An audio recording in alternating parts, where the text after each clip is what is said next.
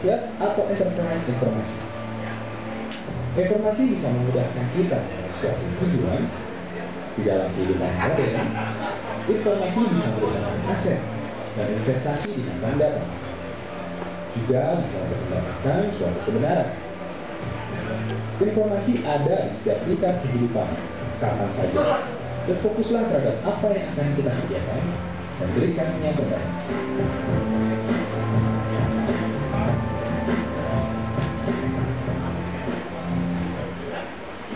Ya, sahabat motivator, terima kasih Anda masih setia menyaksikan Motivator. Mari kita lanjutkan perbincangan ini. Oke, Pak, nih Pak, kapan dan di mana sih Pak sebaiknya pencitraan itu dilakukan, Pak? Ya, itu tadi, kalau kita lihat itu tadi ada intinya ya, bahwa informasi itu bisa datang dari mana aja. Benar sekali. Kapan aja, bisa negatif, Ya, bisa positif. Nah, saat informasi yang sifatnya negatif, itu kita harus melakukan perbaikan ya.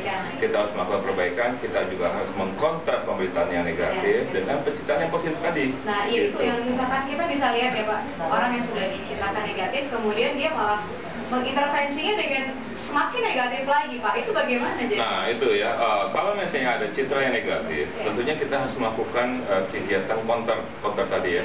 Tentunya kita harus mempunyai dasar-dasar bukti-bukti yang lengkap, terus kemudian jelas, terus kemudian gampang dicerna dengan orang lain ya. Setelah itu kita melakukan roadshow untuk menjelaskan kepada publik gitu bahwa apa yang dilakukan pihak lain, pihak lain itu nggak benar gitu. Nah tentunya kan fakta yang berbicara. Nah tadi kan kita lihat VT-nya bahwa ada yang negatif dan positifnya. Positif itu kita ambil, kita deliver kepada masyarakat. Gitu. Yang negatifnya jangan dibikin semakin jadi negatif lagi ya Pak. Iya, dan jangan didiamin karena masalah yang kecil itu bisa jadi snowball gitu. Makin banyak orang, ibaratnya Twitter tuh, bercerita kemana-mana, akan mengembang gitu kan. Efek dari media-media sosial juga berpengaruh terhadap pencitraan. Kalau kita diamin itu berbahaya juga gitu. Oh, jadi memang caranya adalah kita harus klarifikasi. Iya, klarifikasi. Oh baik, ada telepon masuk, selamat malam. Malam. Ya, selamat malam. Dengan siapa? Rudi di Balikpapan. Rudi di Balikpapan. Wah, belum pulau nih. Ya, benar jauh sekali ya. Ya, gimana Mas? Ini menarik sekali nih. Perbincangan yang malam ini persis seperti apa yang saya ingin tahu soalnya. Karena apa ya? Ini kita nanti mau mesin pemilu nih Pak. Wah, iya benar sekali. Ya, ini penting kalau yang mau jadi caleg dan mau jadi anggota legislatif. Pembahasan ya. Tahu bagaimana membangun pencitraan ini. Iya. Nah, sebenarnya Pak, itu yang benar itu pencitraan itu kayak apa ya? Kalau kayak ada hadiskan itu sudah benar, atau kayak FBI itu benar, atau kayak apa ya Pak? Atau kayak Pak Wijaya aja? Oh, seperti Pak Wijaya. Oke, itu aja, terima kasih. Baik, terima kasih Bapak. Wah, langsung saya jawab ya. Ini pertanyaan yang menarik nih. Mendekati 2014 nih Pak ya. Ya, kembali lagi bahwa kita juga sebagai pemilih ya, di dalam pemilih itu juga harus cerdas. Iya. Cerdas. Pemilih Rekam jejak, ya, rekam jejak itu harus kita ketahui dengan baik gitu ya. Banyak ini bukan ngomongin masalah politik, tapi kita lihat kenyataannya bahwa banyak pihak-pihak atau misalnya anggota legislatif atau wakil di DPR itu yang nggak sesuai dengan bidangnya gitu. Iya, benar. Nah, tentunya kembali lagi bahwa rekam jejak masyarakat harus cerdas di dalam memilih, dan sebelum memilih tentunya rekam jejak daripada calon legislatif itu harus dilihat gitu. Sebenarnya kan gampang, sekarang ada Mbak Google. Iya, benar. Mbak Google 3 trik, namanya ada di situ, keluar.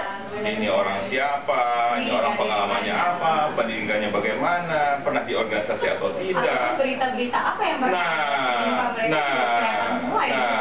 apalagi sekarang itu banyak caleg yang bermasalah. Gitu. Nah, kita harus hati-hati, jangan sampai kita membeli kucing dalam karung, ya kan? Gitu. Nah, itu masyarakat juga harus tegas untuk jangan juga tergantung dengan politik uang gitu. Misalnya dikasih begini terus kemudian mereka memilih gitu kan, diambil itu juga nggak pas juga gitu. Nah, kembali lagi bahwa dilihat citra positifnya, apakah orang ini mempunyai kapabilitas yang cukup, punya integritas, mampu mempunyai kualitas. Nah, itu yang kita pilih gitu. Iya, jangan sampai kita memilih hanya karena mereka memberikan uang. Dari pencitraan mereka sendiri tidak baik ya Pak ya? Iya betul. Apa nih maksudnya? Motifnya apa? Kan pasti ada motifnya. Pasti ada motif, benar sekali. Tidak mungkin sesuatu tidak ada motifnya ya Pak ya.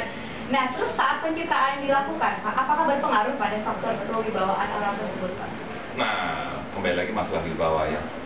Wibawa itu tentunya tidak bisa didapatkan gitu aja. Ya. Itu adalah suatu proses. Ada proses di mana kewibawaan itu akhirnya terbangun karena tertempa. Ya, tertempa pengalaman. Kembali lagi, makin banyak kita berorganisasi, makin kita banyak berinteraksi dengan orang, makin kita bijaksana, makin kita bisa kemudian memimpin seseorang. Nah, kewibawaan itulah penting. Makin besar organisasinya, kewibawaan itu harus dan diperlukan oleh seseorang. Iya, itu karena orang lain mungkin melihat kita juga, oh mungkin Pak Wijaya ini berwibawa sekali ya, orang pun akan lebih suka siapa biasanya ya Pak ya. Nah, yang intinya gini ya, kalau misalnya orang yang berwibawa itu pasti dia menjadi change leader, dia leadernya gitu, dia jadi pemimpinnya gitu kan. Dia dengan berwibawa itu orang otomatis akan mengikuti apa yang disampaikan pemimpinnya karena kewibawaan itu tadi gitu. Oh gitu, jadi karena kewibawaan itu orang pun akan makin respect ya Pak ya? Respect akhirnya, respect dan juga orang itu akhirnya akan mengikuti gitu apa yang disampaikan kita oleh pemimpinnya gitu. Baiklah sahabat motivator, nampaknya kita harus rehat sejenak, namun tetap di Motivator.